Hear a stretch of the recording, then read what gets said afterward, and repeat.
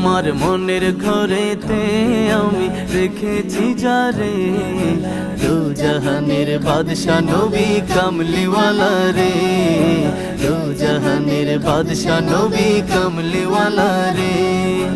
আদি পিতা আদম যখন মুসিবতে পড়ে, ওদের নবীর উসিলাতে আল্লাহ কবুল করে। আদি পিতা আদম যখন মুসিবতে পড়ে, ওদের নবীর উসিলাতে আল্লাহ কবুল করে। সাকারাতের বিছানাতে দেখা দিও রে, দু জাহানের বাদশা নবী কামলিওয়ালা রে, দু জাহানের বাদশা নবী কামলিওয়ালা রে।